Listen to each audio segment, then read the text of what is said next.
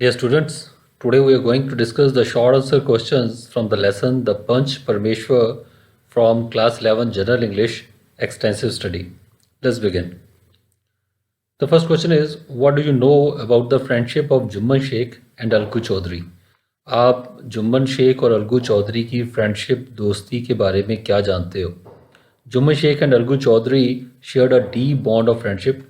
तो जुम्मन शेख और अलगू चौधरी दोनों एक बड़ा डीप बॉन्ड, गहरा रिश्ता था, संबंध था दोस्ती का दोनों के बीच में. दे कल्टिवेटेड देयर लैंड जॉइंटली, और वो अपनी ज़मीन को, अपने खेतों को मिलके कल्टीवेट करते थे, मिलके खेती करते थे उन पे. दे ट्रस्टेड ईच अदर डीपली, और एक दूसरे को बहुत गहरा विश्वास करते थे. नेक्स्ट क्वेश्चन है, what was the problem of Jumman sheikhs old aunt?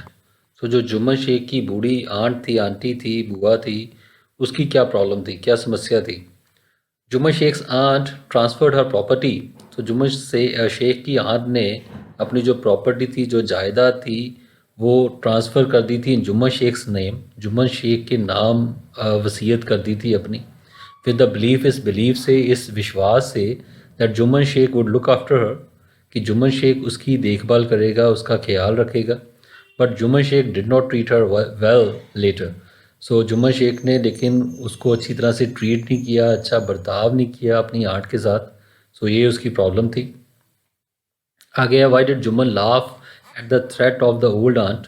So Jumman हंसने क्यों लगा जो थ्रेट दिया, जो धमकी दी ओल्ड आंट ने, बूढ़ी आंटी ने, to take the matter to the village panchayat.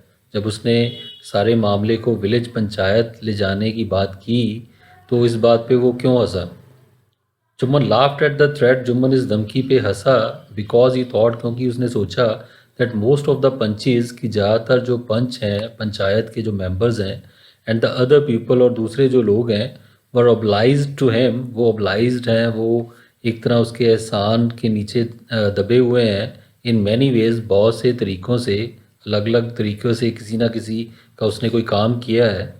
He did not see it as a real threat, और उसने उसे रियल थ्रेट नहीं समझा, सचमुच का खतरा नहीं समझा. बिकॉज ही थॉट, क्योंकि उसने सोचा, every one would support him out of obligation, कि हर कोई उसी की सपोर्ट करेगा, जुम्मन शेख की सपोर्ट करेगा अपनी ऑब्लिगेशन की वजह से, मजबूरी की वजह से, एहसान की वजह से. तो इस बात पे तो उसने आंट की धमकी को सीरियसली नहीं लिया, तो उसे लगा कि सारे मेरा साथ ही देंगे. आगे, how did the villagers react? जो विलेजर्स थे उन्होंने कैसे रिएक्ट किया, कैसे प्रतिक्रिया दी? When Jumman's old aunt contacted them, जब जुम्मन की बूढ़ी आंट ने, बूढ़ी बुआ ने उनको कांटेक्ट किया, उनसे बात की about the meeting of the panchayat. So panchayat meeting के बारे में जब गांव वालों से जुम्मन की आंट ने बात की, तो उनकी क्या प्रतिक्रिया थी? Most of the villagers showed cold and indifferent attitude. So ज़्यादातर जो विलेजर्स थे उन्होंने बड़ा ठंडा सा और इनडिफरेंट, बड़ा बेपरवाही वाला एटीट्यूड, बिहेवियर दिखाया. सो ज़्यादा परवाह नहीं की, ज़्यादा गंभीरता से उसकी बात नहीं सुनी. Some try to put her off, और कईयों ने उसे टालने की कोशिश की, बाय सिंपली कंसोलिंग हर, उसको बस कंसोल करके, थोड़ा दिलासा देके. सम कर्स्ड द क्रूअल टाइम्स, और कईयों ने निर्दयी समय को कोसा, कईयों ने कहा समय ही बुरा है.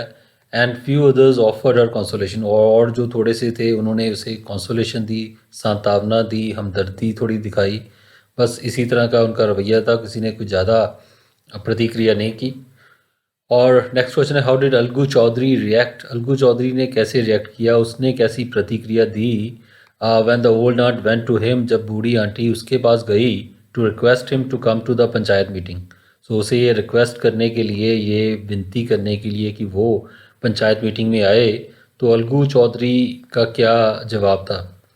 Algu Chaudhary was reluctant to come to the panchayat. Algu Chaudhary reluctant था, वो चाहता नहीं था, उसका मन नहीं था आने का.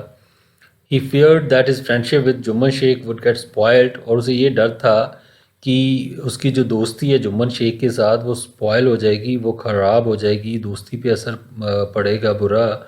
If he opened is mouth, यदि उसने अपना मुंह खोला ड्यूरिंग द पंचायत, और यदि पंचायत के समय वो अपना मुंह खोलता है और जो बूढ़ी आंट है, बूढ़ी बुआ है, उसके हक में बात करता है, तो उसे लगता है कि जो उसका दोस्त है जुम्मन शेख, तो वो नाराज़ हो जाएगा उससे और उन दोनों की दोस्ती पे असर पड़ेगा, तो इसलिए वो मीटिंग में नहीं आना चाहता था। और question number 6, how did Jumman's old aunt present her case? Jumman की बूढ़ी आंटी ने अपने केस को कैसे प्रेजेंट किया, कैसे पेश किया पंचायत के सामने? The old aunt painfully narrated her story, और जो बूढ़ी आंट थी उसने बड़ा दर्दपूर्ण तरीके से अपनी कहानी बयान की। She addressed the members of the panchayat, उसने जो पंचायत के मेंबर्स थे उनको संबोधित किया। एंड टोल्ड देम, और उनको बताया how Jumman manage to get her property transfer to his name, कि कैसे जुम्मन जो उसकी प्रॉपर्टी थी, सब उसकी जायदाद थी, कैसे उसने अपने नाम ट्रांसफ़र करवा ली, अपने नाम पे करवा ली। And later ill treated her, और कैसे बाद में उसके साथ बुरा व्यवहार किया। She asked the panchayat to solve the matter, और उसने पंचायत को कहा कि इस मामले को सुलझाओ। And promise to abide by the panchayat decision, और उसने वादा किया कि जो भी पंचायत का निर्णय होगा वो अबाइड करेगी, उसको मानेगी। तो इस तरीके से उसने पंचायत में बात की। Question number 7, whom did Jumman old aunt nominate as the head panch? So Jumman की बूढ़ी आंट ने, बूढ़ी बुआ ने हेड पंच के तौर पे, सरपंच के तौर पे किसको नॉमिनेट किया, किसका नामांकन किया?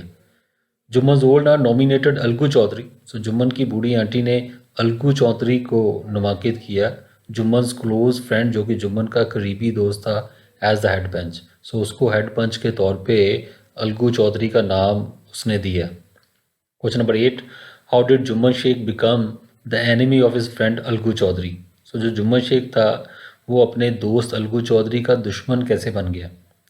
एज द हेड पंच के तौर पे Algu Chaudhary gave the verdict of a case against Jumman Sheikh. So Algu Chaudhary ने केस का, मुकदमे का वर्डिक्ट, जो फैसला था, वो जुम्मन शेख के अगेंस्ट, उसके खिलाफ फैसला सुनाया। जुम्मन शेख फेल्ट बिट्रेड, और जुम्मन शेख को बिट्रेड महसूस हुआ, उसे लगा मुझे धोखा दिया गया है दोस्ती में, by the judgment given by Algu Chaudhary. So Algu Chaudhary द्वारा जो जजमेंट दी गई, जो निर्णय सुनाया गया, उसको सुन के उसे लगा कि इसने मुझे धोखा दिया है। Therefore he became his enemy, इसलिए वो उसका दुश्मन बन गया। नेक्स्ट क्वेश्चन है, what was the matter of dispute between Algu Chaudhary and Samjhu Sahu? सो क्या मैटर ऑफ डिस्प्यूट था, झगड़े का क्या मामला था अलगू चौधरी और समझू साहू के बीच में? Algu Chaudhary had sold his bull to Samjhu Sahu. सो अलगू चौधरी ने अपने बुल को, अपने बैल को बेचा था समझू साहू को।